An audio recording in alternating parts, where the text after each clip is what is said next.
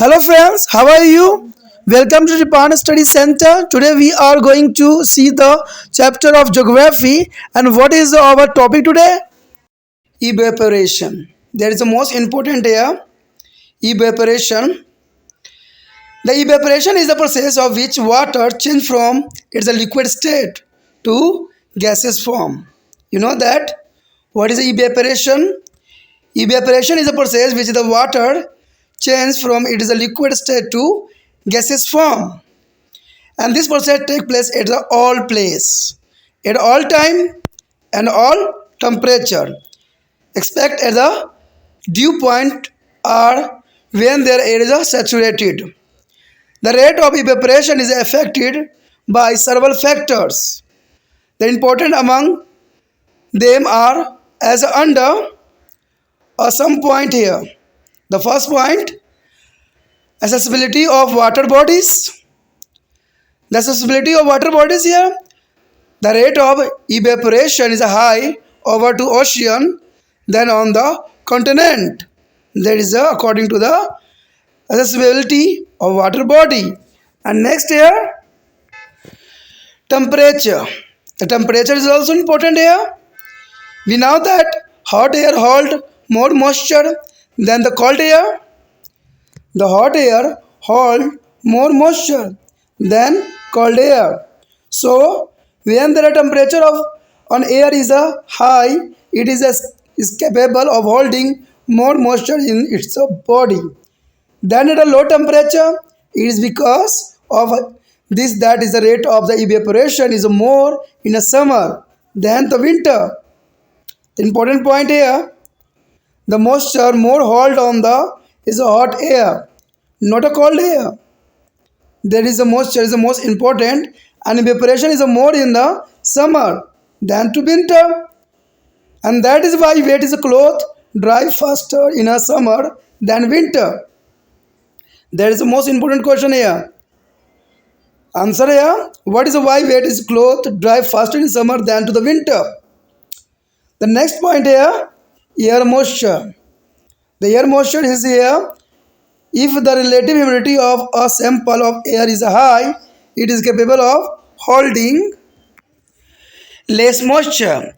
On the other hand, if the relative humidity is less, it can be take more moisture. Hence, the rate of evaporation will be high. The humidity or dryness of the air also increase the rate of evaporation. During a raining day, wet clothes take more time to dry owing to be high percentage of moisture contained in the air than on dry days. That is important here. I repeat again, the rate of evaporation will be high. Humidity or dryness of the air also increase the rate of evaporation. During the rainy day, wet clothes take a more time to dry owing to be the high percentage of moisture contained in the air than a dry day. That is important. And next here, the winds. The wind is the most important here. Wind also affect the rate of evaporation. If there is no winds, the air which overlies or water surface will be get saturated through the evaporation, and this evaporation will be is once saturation point is reached. However, if there is a wind, it will be below that is a saturated or the nearly saturated air away from to the evaporating surface, and the replace it is with the air of the lower humidity, and this allow to the evaporation to continue as the long as the winds is keep blowing saturated air away and wearing dry air. There is the most important air here. And the next here is the cloud. The cloud is over. The cloud over is the most important here. The cloud over prevent solar radiation and thus the influence the air temperature at a place, and this way it is directly control the process of evaporation. It is interesting to be note that about a 600 calorie of heat used for the converting to each gram of water into the water vapor. A calories is a unit of heat energy spent to the rising a temperature of 1 gram of water by 10 Celsius. The heat energy used for changing their state of water or body from a liquid to gaseous state or from solid ice to the liquid water, and the state without changing its temperature is called latent heat. You know that there is the most important here line. The heat energy used for changing the state of water or a body from liquid to gaseous state from to the solid ice to the liquid water. A state without changing its temperature is called latent heat. It is a short of hidden heat. The hidden heat is the most important here. It is also called to the latent heat or hidden heat. The effect of which is not to be seen on there is a thermometer.